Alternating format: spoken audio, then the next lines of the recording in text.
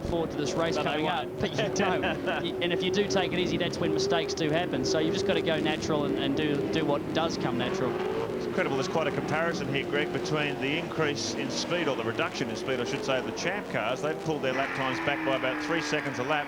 The V8's 2.2 seconds a lap. I mean, I guess it's the same as the champ cars in terms of, because the last race was 18 months ago instead of 12 months ago, they've had effectively 2 development seasons, and all of a sudden everyone's going faster. It's a really good point. Obviously, the development of the tyres also in the V8 supercars has really come to the fore. The manufacturers have been working very hard. And the track, it is faster. It's, talking to the guys, they've had to try and take some grip out of these cars because they've been two-wheeling through corners, and they've been worried that they're going to tip them over. So, you know, obviously the resealing of some of the parts of the circuit have really increased the times. Now, if you missed the beginning of the telecast, the big news in terms of V8 supercars is that next year, it has just been announced literally a couple of hours ago, that Bridgestone is the manufacturer who will supply the control tyre for next year. That means every single car in this category, and some meetings throughout this year at the Shell V8 Supercar Championship, we've had in excess of 40 cars. Next year, from 1999 onwards, they will all be on exactly the same type of tyre. This year, we've had Bridgestones, Dunlops, Yokohamas, etc. No more. Next year, every single car will be on Bridgestones. That's what a lot of people have been calling for, so that they will be playing on a level playing field. It's going to be great to see. Yeah, it certainly is. I mean, it's really going to even things up.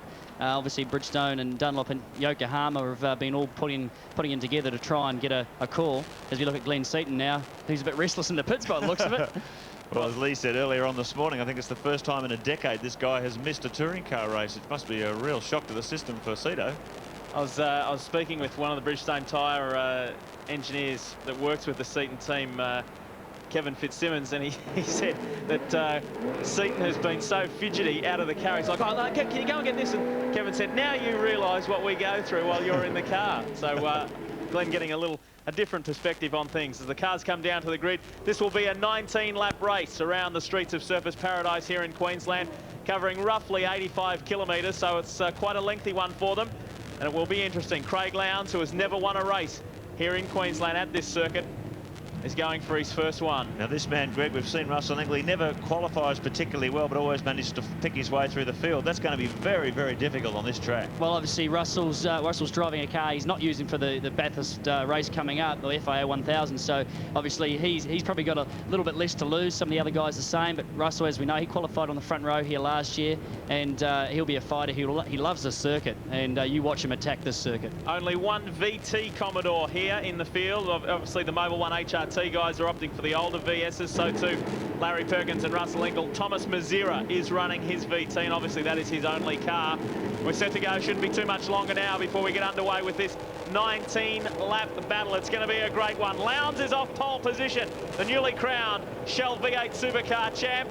As we get set to go, away we go. Getting off to a great start was Larkham. Look at Mark Larkham.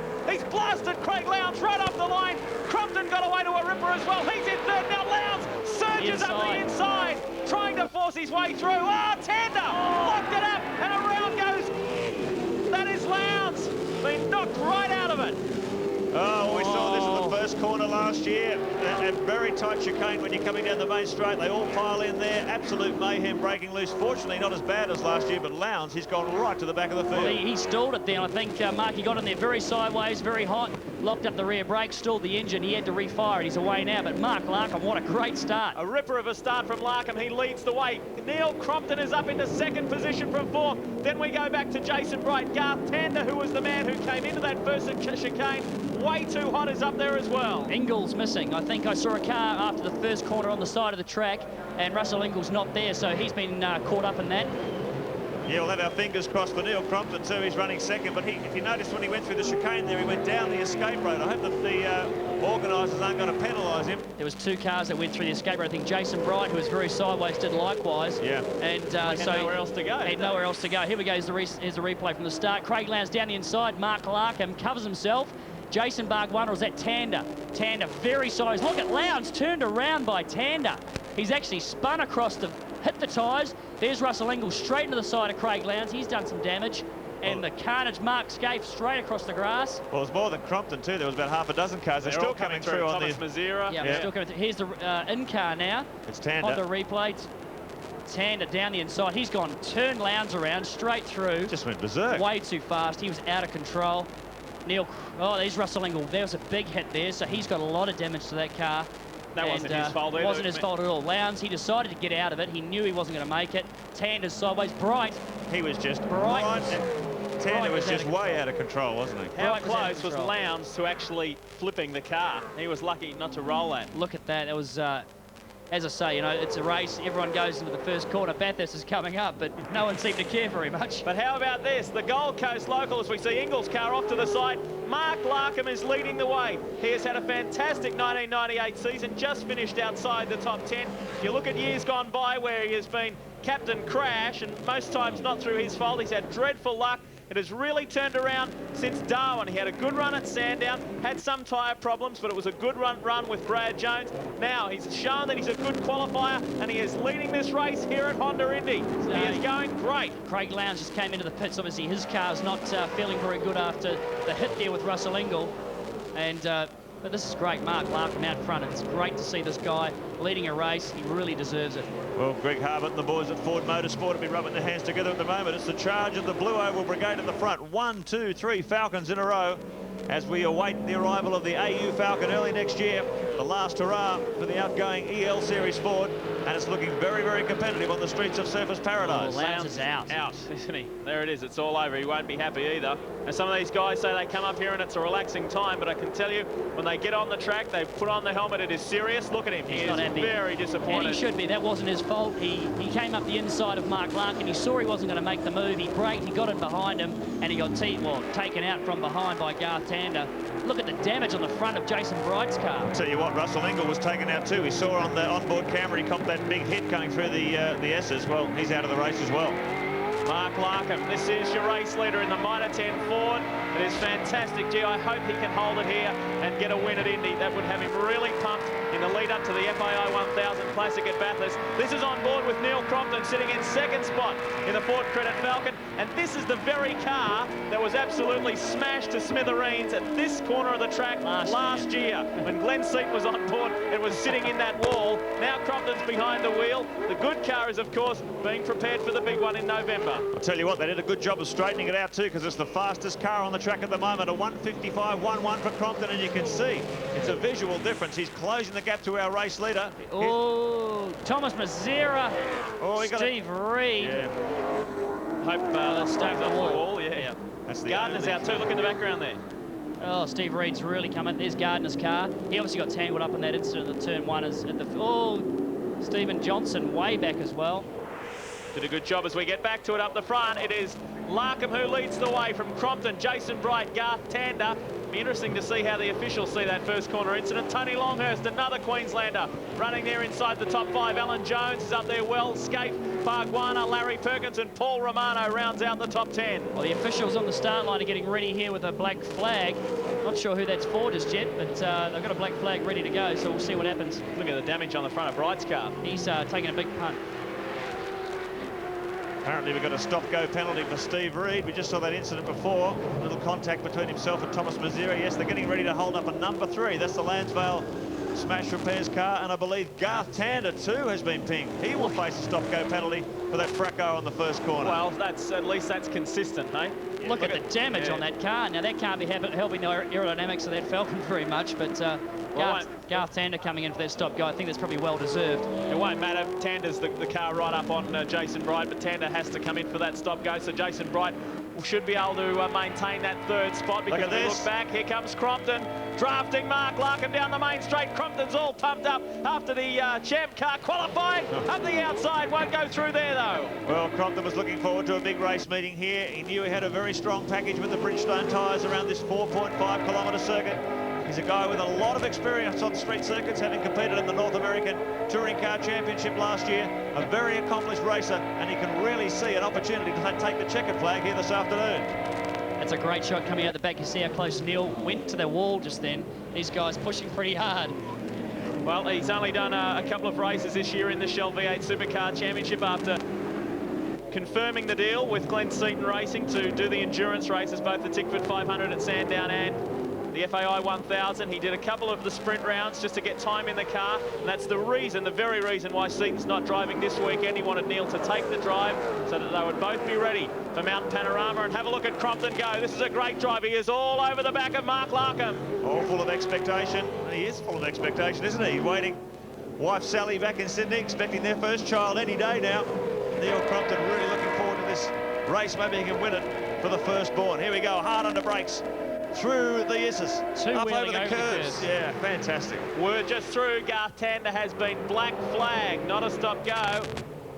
That is a black flag for bypassing, going straight through the chicane. And that was, of course, that first corner, first lap incident. We ride now with Neil Crompton in the Ford Credit Falcon, the 38-year-old Sydney-sider.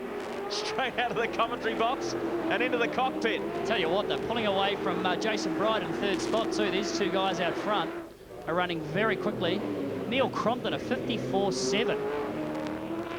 He is still the fastest man on the circuit, isn't he? Consistently, a 154.75. The man in front of him, Larkham, a 155.1. So Neil consistently 3 or 4 tenths of a second faster, but he's got to find a way past that Mitre 10 Ford. And I'm sure Mark can make that car very wide around these concrete lined streets. You can see also just Mark just checking the mirror there, over the curbs, and he just covering himself going down the straight, staying to the left-hand side to cover the inside under braking.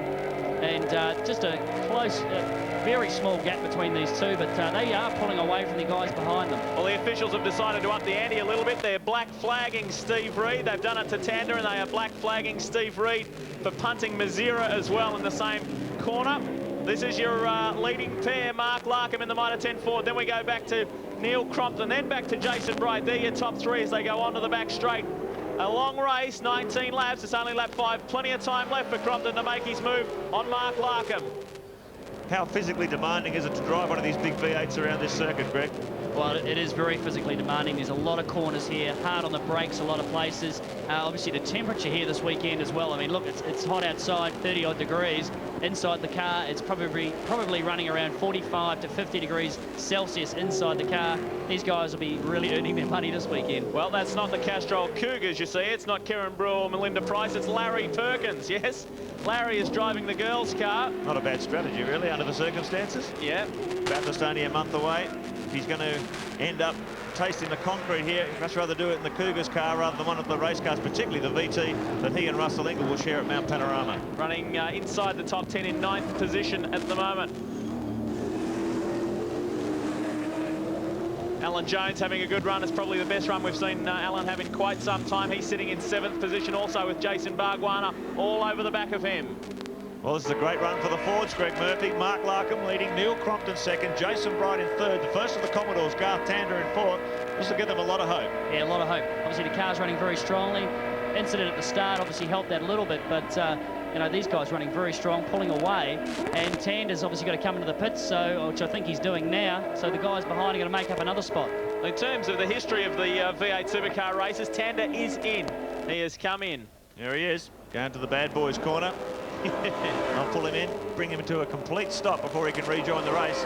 Looked like he had a real rush of blood in that first corner. Just went straight on, brakes locked, bang, into the back of Lowndes. Took him out there, our stop-go penalty.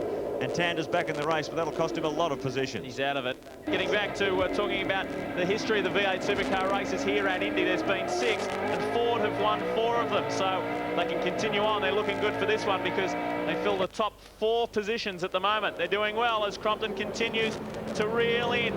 Mark Larkham out in front, who said this morning that he is really at ease. He is feeling together as one with his car and his engineer, Bruce Kerry, a man who's got Formula 1 experience. There's Steve Reed in for his stop-go, and he's gone again as well. The two Stone Brothers Racing Falcons, first and third. These guys will be really wrapped with that. They're based up here, and obviously they don't get time to spend on the circuit, so they don't have an advantage over anyone, but running very strong. And Larkham, I was rapt to see him out there doing so well. Tony Longhurst holding off the advances of Mark Scaife. This is the battle for 4th position. Well, Scaife underneath Longhurst. Whoa, nice move by Mark Scaife. Very tiny move under brakes. Down to Conrad Jupiter's turn. He's come all the way from grid 12 up to 5th. Yeah, he had an awful qualifying session. His teammate Craig Lowndes taking pole and undercutting the previous year's pole by over 2 seconds. So Scape now showing plenty of speed in the race. He was actually probably better off being a bit further back in the pack this time. It's a real lottery, that first corner, isn't it? Good. Well, he had, as you said, he did have a dreadful time yesterday. He hit the wall with the right rear quarter and then spun in that session. And so by the time they, there was a stoppage because of John Bow's accident. He didn't have much time left, but he's starting to crank his way forward now, doing well inside the top 4. The next victim, the next one on his list is Jason Bright, but he's got a little bit of work to do to shake off Tony Longhurst and catch Bright.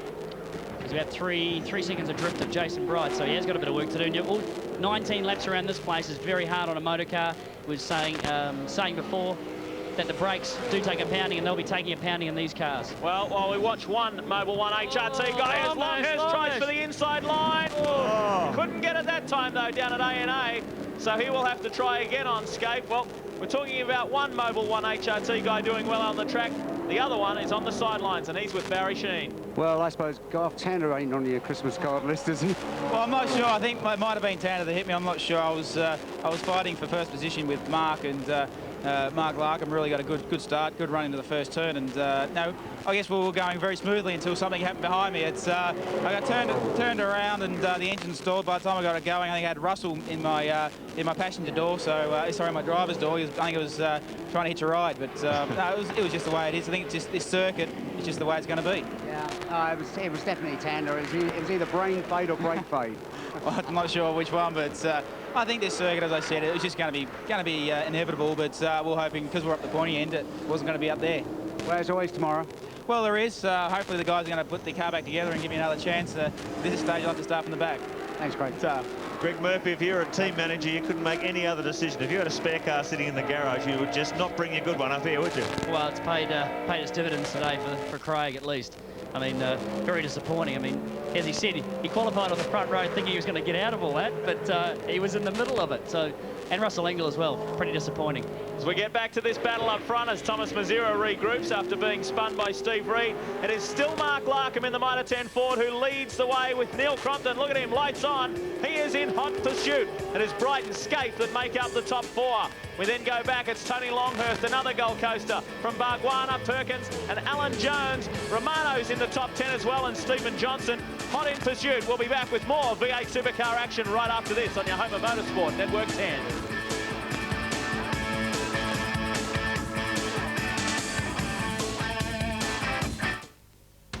Back to Honda Indy. Well, this is what happened to Neil Crompton. He has got severe rear end problems and he is out of the race, but he did take the lead. He passed Mark Larkham, and unfortunately it is typical Crompton luck.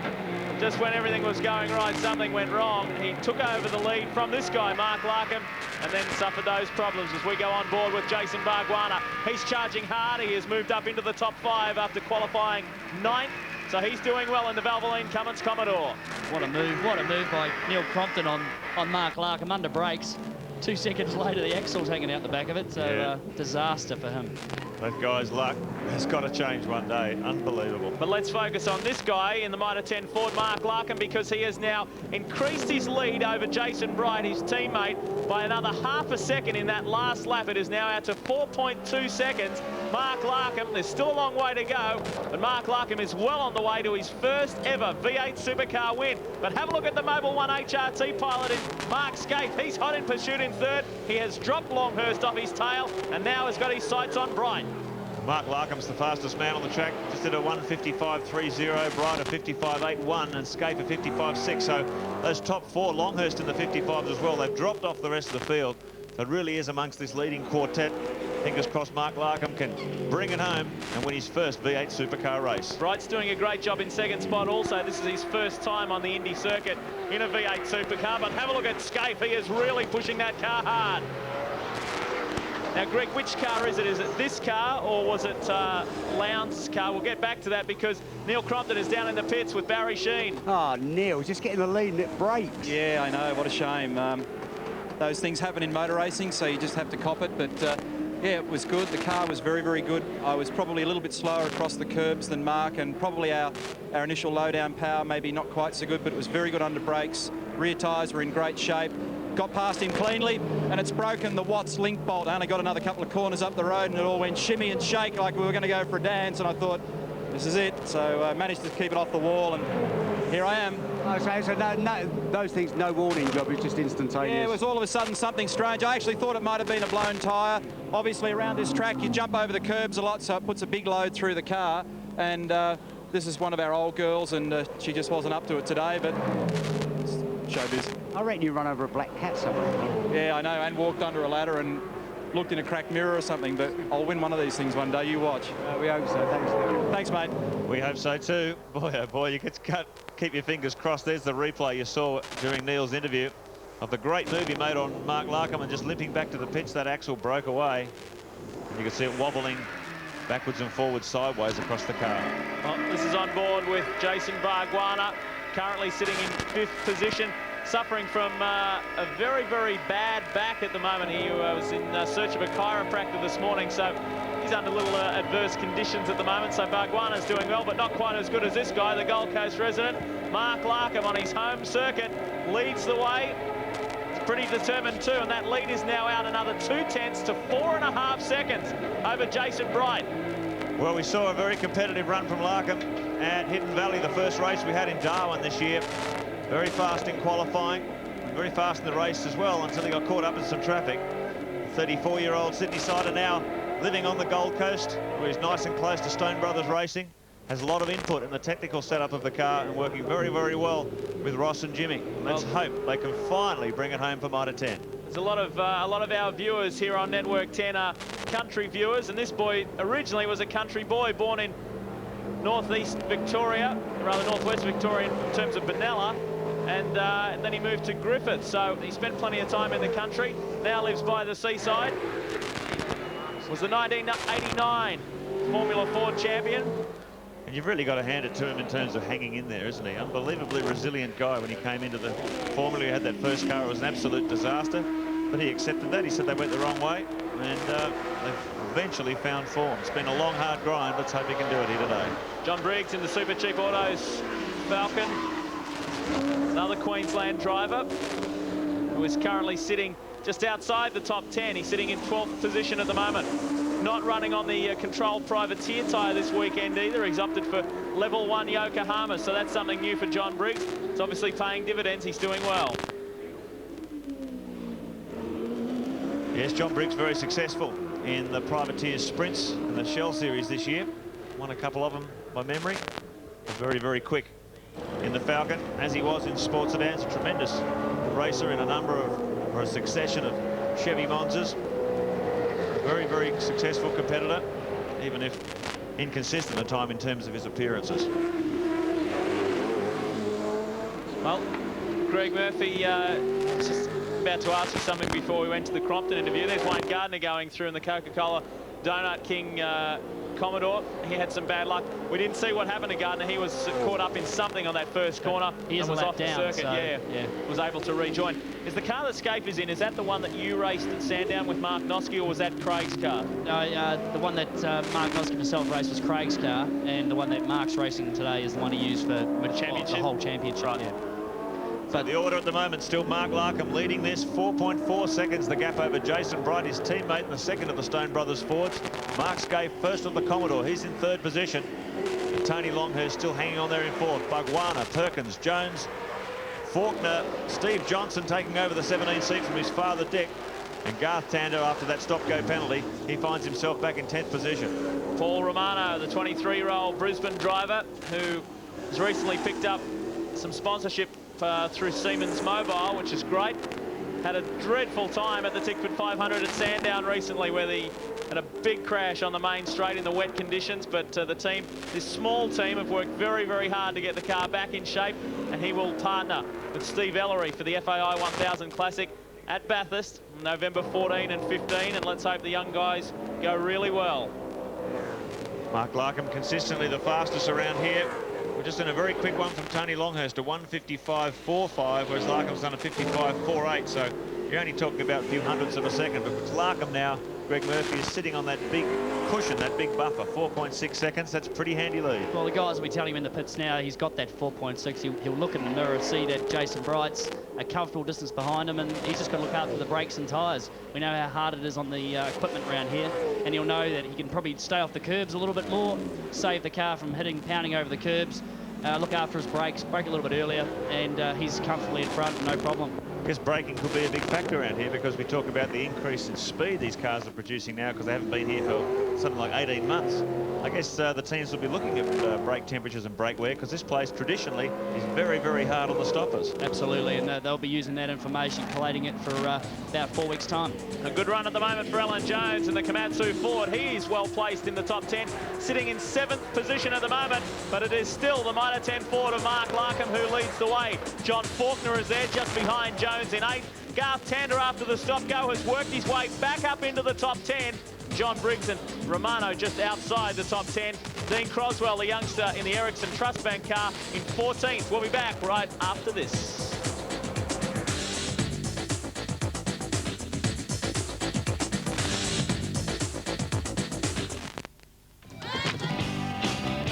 Welcome back to Surfers Paradise. You're watching the V8 Supercars here at the 1998 Honda Indy.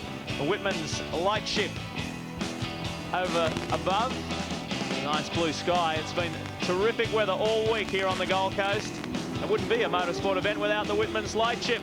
And here's Mark Scaife. He's got other things on his mind. Tony Longhurst has certainly stayed in touch with him. Both of these guys are chasing hard to catch Jason Bright, who has some pretty bad front-end damage on the car, but it hasn't stopped him circulating. It hasn't prevented him from holding down that second spot. His teammate, Mark Larkham, still leads the way with just 4 laps left to run. Tell you what, Greg Murphy, it's not hard to see why Mark Larkham continues to build this cushion. He's up to 6.6 seconds. Watching his lap times is consistently in the low to mid 155s, whereas we've just seen Scaife and Longhurst sometimes lose 1.5, 2 seconds on one lap. Well, he's not making any mistakes. I think he's even going quicker. I mean, he's quicker by 7/10 of a second that time from Jason Bright. He's not making any mistakes. The guys behind him are making the odd mistake. 6.6 seconds, he's cleaned these guys up. And there's an indication of his consistency. His fastest lap so far in the race was on lap 10, a 1:55.11. On 15, he's done a 1:55.13. Like he's Well, for all those campaigners who have stuck with him and believed in him along the way through all of those dreadful accidents that he's had over the past, say, 3 or 4 years, well, now's your time to stand up and be proud of your boy, because he's on his way to his first ever V8 Supercar win. He can hang in there for about another 3.5 laps. Mark Scaife in the Mobil 1, Holden Racing Team Commodore. These guys will be relieved that the Bridgestone Tyre Company have been awarded the rights to run and supply the control tyre for this format next year. Have a look at Longhurst really driving hard, trying to stay with Scaife. You can see there it's about a 3 or 4 car length gap. Well, he's very, very quick through this part of the circuit. He loses out around the back and down some of the straights to Mark Scaife, but catches up through this section.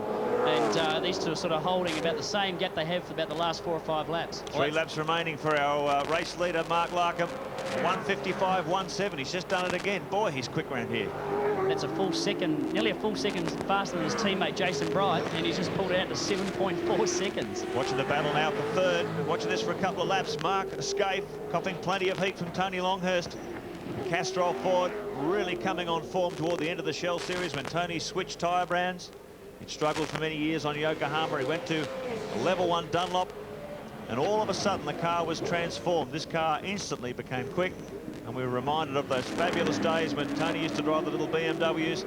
Everyone knew he was a very, very fast driver. He just needed the equipment to prove it once again. Just looking at Tony Longhurst there, some of the lines that he's got are very, very different to what Mark Scaife's doing.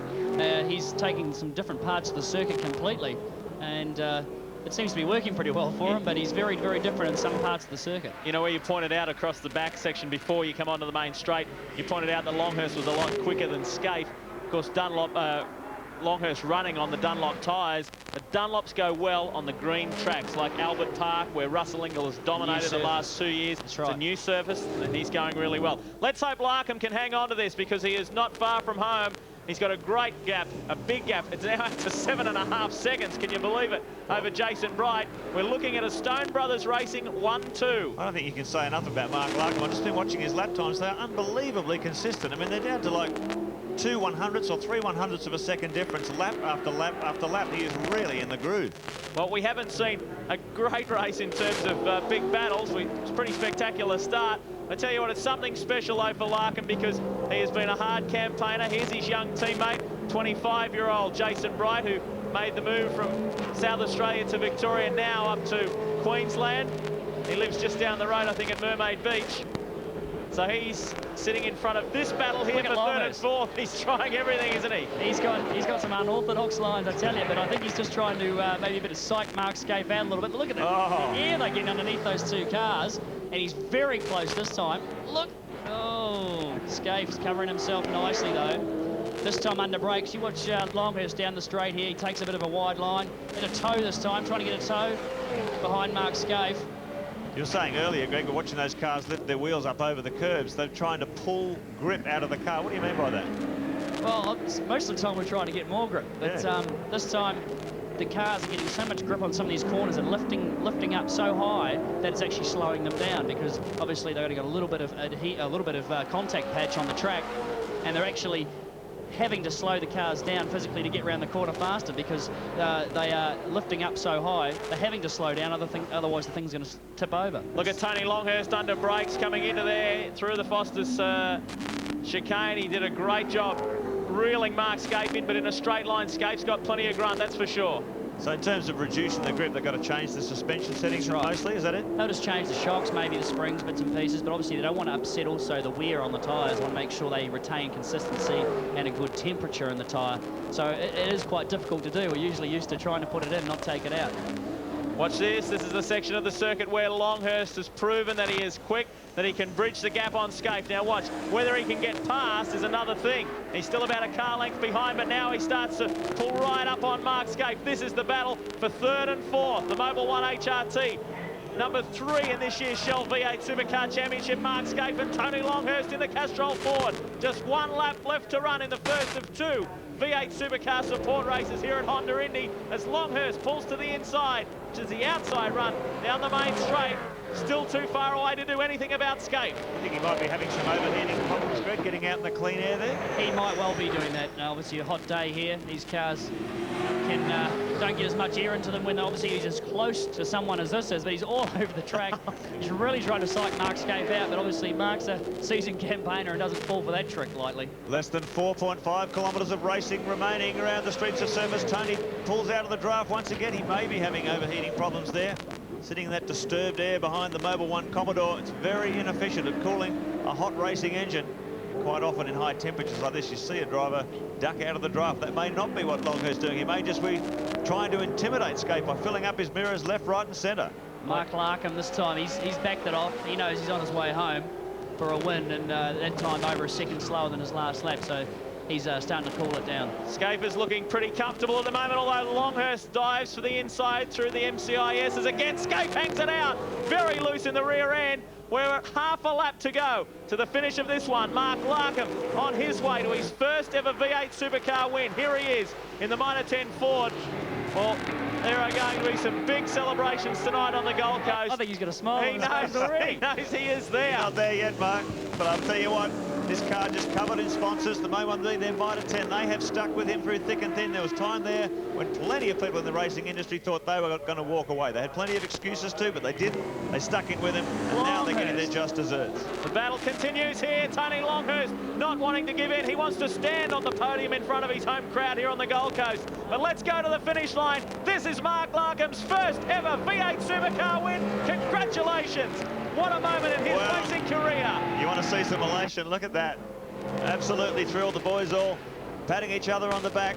It's been a long, hard wait, but they've finally taken the checkered flag. Jason Bright, his young teammate in the Pertec Ford, will pick up second spot, and Mark Scaife in the Mobil 1 HRT Commodore did hang on for third. But we go back on board with Mark Larkham, the 34-year-old from the Gold Coast here in Queensland. Well done. Tremendous run. The last time he tasted major success was in 1989 when he won the Australian Formula Ford Championship. This has got to be right up there with it. Well, it's fantastic the way they've moulded together, isn't it? Stone Brothers,